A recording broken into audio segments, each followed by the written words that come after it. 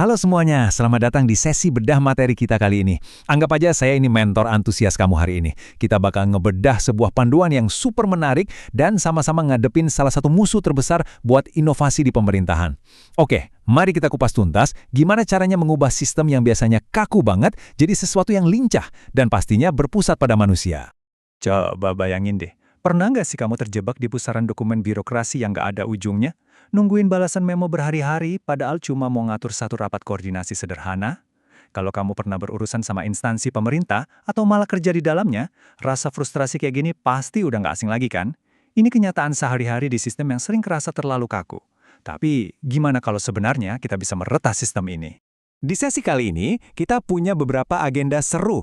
Pertama, kita bahas cara mendobrak sekat birokrasi.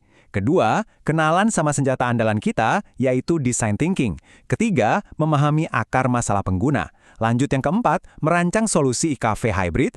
Dan terakhir, bahas model bisnis dan keberlanjutannya. Yuk kita langsung masuk ke pembahasan pertama kita, mendobrak sekat birokrasi. Kenalin nih, penjahat utama di cerita kita kali ini, silo mentality, atau mentalitas tersekat. Ini bukan cuma soal fisik ruang kerja ya, tapi budaya yang udah mengakar banget. Pas para aparatur sipil negara atau ASN cuma fokus sama dinasnya masing-masing, mereka jadi terisolasi. Efeknya, koordinasi lintas sektor jadi lambat banget. Dan ujung-ujungnya inovasi daerah mati sebelum sempat berkembang. Ini masalah sistemik yang benar-benar ngebunuh kreativitas. Dan masalah ini beneran dirasain langsung di lapangan. Coba dengerin curhatan dari persona pengguna kita. Sebut aja inovator Andi. Dia bilang gini, kalau mau nunggu surat balasan dari dinas sebelah bisa seminggu, mending kita ngopi sejam di luar buat beresin teknisnya. Tapi sayangnya, data-data kantor nggak semua bisa dibawa ke kafe luar. Kutipan ini ngena banget kan? Ini nunjukin kalau ASN itu aslinya pengen kolaborasi. Mereka punya inisiatif, tapi sistem dan ruang kerjanya yang nggak mendukung. Ada rasa frustrasi yang nyata banget di situ. Nah, buat ngelawan masalah tadi, kita masuk ke bagian kedua. Senjata inovasi kita, yaitu design thinking. Ini dia siklus hidup inovasi yang sebenarnya. Design thinking itu bukan jalan tol lurus dari A ke B. Ini adalah siklus yang terus berputar. Dari empathize, define, ideate, prototype, test, sampai implement. Kenapa harus muter-muter? Karena kita lagi nyari sweet spot atau titik temu yang pas banget antara tiga hal.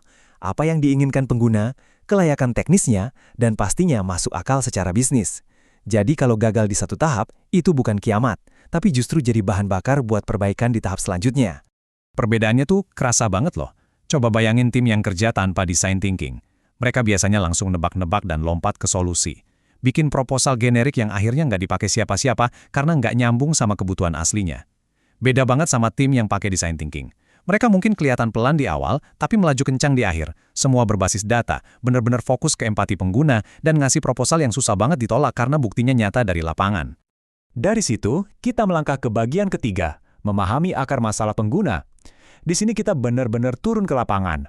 Coba perhatiin angka yang bikin geleng-geleng kepala ini. Berdasarkan wawancara internal tim di Bulukumba, 70% waktu koordinasi antar dinas itu habis terbuang cuma buat ngurusin administrasi formal dan surat menyurat. 70%! Bukan buat mikirin solusi masalahnya loh. Bayangin aja, berapa banyak potensi inovasi yang menguap setiap harinya cuma gara-gara birokrasi? Buat cari tahu lebih dalam dari sekedar angka, kita main detektif-detektifan dikit pakai teknik 5 whys atau 5 mengapa. Kita kejar terus akar masalahnya. Kenapa inovasi lambat? Koordinasinya buruk. Kenapa buruk? Nggak ada ruang buat berbagi. Kenapa? Karena budaya kerjanya mentok di gedung dinas masing-masing. Terus, kenapa bisa gitu? Nah, ketahuan deh. Ternyata belum ada fasilitas yang diakui resmi sebagai zona netral buat kolaborasi. Jadi jelas ya, masalahnya bukan di orang-orangnya, tapi karena nggak ada tempat yang bisa nyatuin mereka. Tapi tunggu dulu, sebelum repot-repot bikin solusi, kita harus hitung skala masalahnya atau market sizing. Dari total 5.000 ASN di Bulukumba, kita kerucutin nih, ada sekitar 600 ASN yang aktif di tim inovasi. Tapi biar realistis buat tahun pertama, target fokus kita cuma 100 inovator utama. Kenapa harus spesifik ke 100 orang ini? Biar proyek kita terukur, gampang dieksekusi, dan pastinya nggak kelihatan kayak janji manis doang di mata juri hackathon. Nah, ini dia titik baliknya. Kita ubah semua keluhan tadi jadi tantangan yang memotivasi lewat pertanyaan how might we atau Gimana caranya kita bisa nyediain ruang kerja kolaboratif yang netral, yang bikin koordinasi lintas dinas tuh gampangnya kayak ngobrol di kafe, tapi tetap aman dan produktif. Pertanyaan inilah yang bakal jadi kompas kita buat nentuin arah ke depannya. Sekarang kita masuk ke bagian yang paling seru nih. Poin keempat, merancang solusi iCafe hybrid. Waktunya eksekusi. Satu hal yang harus dihindari pas bikin inovasi, jangan maruk mau bikin semuanya sekaligus. Fokus aja sama MVP atau Minimum Viable Product. Buat iCafe ini kita nggak usah bangun gedung baru. Solusinya cukup 3 hal simpel. Pertama, pakai ruang fisik yang udah ada di gedung pinisi buat tempat ngumpul. Kedua, bikin dashboard inovasi digital yang simpel buat pantau progres. Dan ketiga, siapin innovation concierge, semacam staf pendamping buat ngebantu urusan teknis. Dampaknya gede, tapi gampang dieksekusi. Mungkin kamu mikir, kenapa nggak pakai ruang rapat yang udah ada aja sih? Disinilah kejeniusan iCafe.